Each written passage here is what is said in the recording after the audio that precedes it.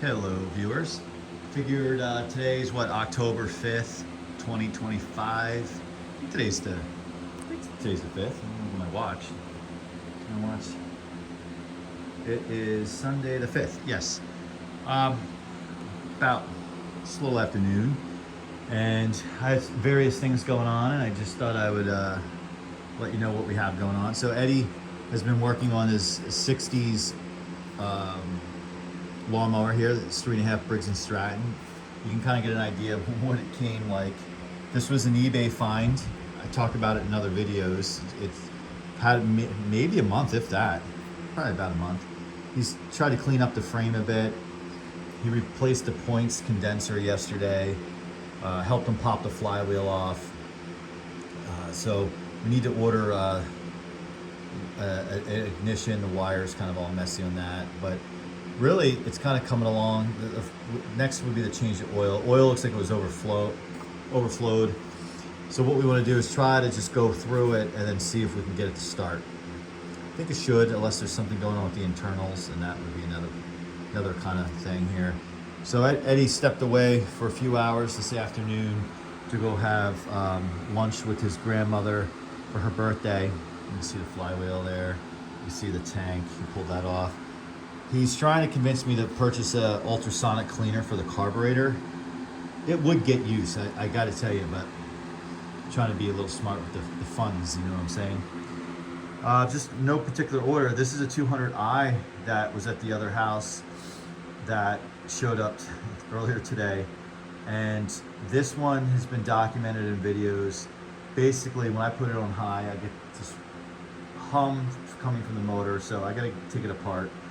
It has a incorrect grill on the rear. It's a 3733 grill, I believe.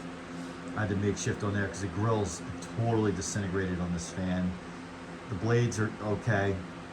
I used this fan from basically summer of 2017. I used it basically for 5 years straight as a daily, and I also think I over-oiled it. I'll admit that, because I would oil it every off season, which I think it was too much, definitely too much. So that will go into the project pile. I'm trying to really take stock of what I have for fans that are projects versus fans that don't need any attention, and then fans that need service because they're ones I regularly use. So I'm really trying to, I'm not saying no to any more fans, but unless something falls in my lap that is either on the rarer side at a really good price, or someone donates to the channel, which is always, those fans are keepers because they have memories, they have meaning to me. So there's that.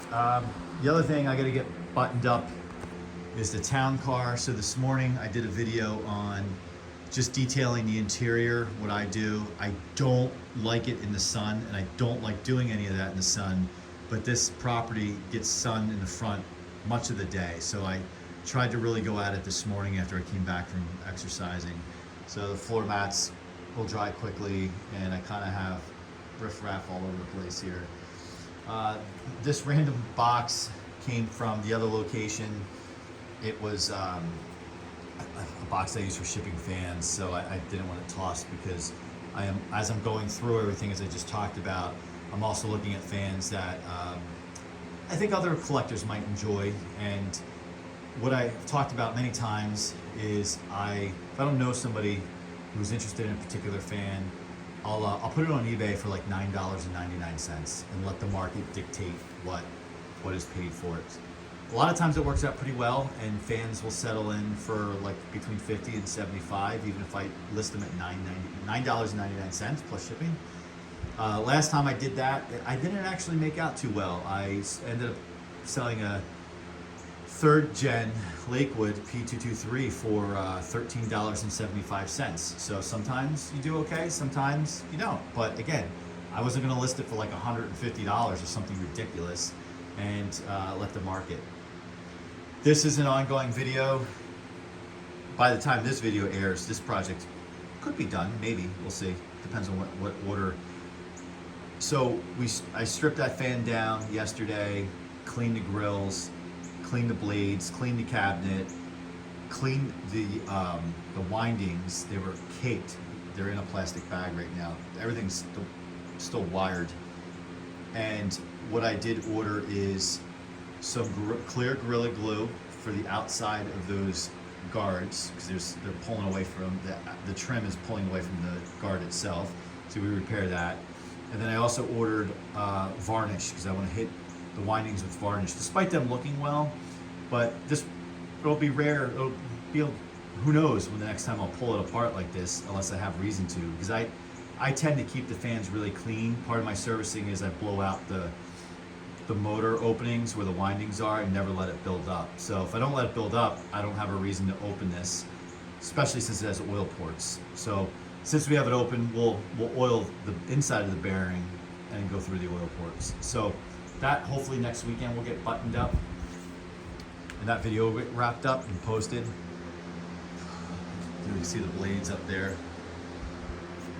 And then lawnmower projects, that's a winter project. It runs not well, but I want to do a full restoration in terms of I want to repaint the frame. I want to get new wheels. I got this for free in 2020 and used it up until like last year when it started sputtering. I've cleaned the carburetor like 4 times on it and changed the diaphragm like 3 times. I just can't seem to get it right, and I think that's what my problem is. Eddie's Toro recycler, my Honda. I have 2 lawnmowers outside, which I've documented. They're like on the other side of that wall, covered up. They are investments, meaning I got one for like $5, $10, which I know I can tune it up and next spring sell it for $65 or so. And then I got another Honda just like that, self-propelled. This one's not self-propelled. $50. It was a neighborhood guy who just didn't have it listed anywhere. He had it for $75, and then Eddie told me it dropped to $50. I went and bought it, and it started, and he hasn't ran it in years. He's an older guy who uses a riding mower now. It's bad gas and everything, like 10 pulls and started up. So we'll tune that over the winter. Next spring, that will sell for $100 to $150. So I look for, one, I enjoy it. It's a great father and son exercise. And secondly, I do admittedly look for second sources of income. You just never know. You just never know. And what you can do is when you make a few bucks like that, it enables you to kind of keep going with your hobby. All right, so what's gonna go on this afternoon? So I'm gonna get this stuff put away. I'm gonna slide Eddie's lawnmower over to the corner. I gotta vacuum this carpet because there's dust from the windings of that fan from yesterday. And then throw the stuff back in the town car, put away the car cleaning stuff, and kind of button up the shop. Eddie wants to work on the lawnmower this afternoon, so if I need to wheel the car out so he can do so, we'll deal with that and throw the cover on. And yeah, I got an extra TV here. I'm gonna throw Roku on it. There's still, while we're kind of square in here, we're not. Like, I gotta get my workbench in here. I have to like tuck this tractor in a better spot. I have a generator back there, gas generator behind the wheelbarrow. There's still some organizing that really needs to happen that will give us a little more space, but that will kind of happen. That will happen between now and the spring. We'll just chip away at it. I love it though. I wish I could get paid. I wish this was my day job. So that's the other thing with this is like, do the things that you enjoy, right? All right, well, thanks for watching, and that's just kind of an update what's happening, and maybe I'll add on to this video, maybe I won't. So if I don't, please comment, like, subscribe, and the 3733 and I will say, see you soon.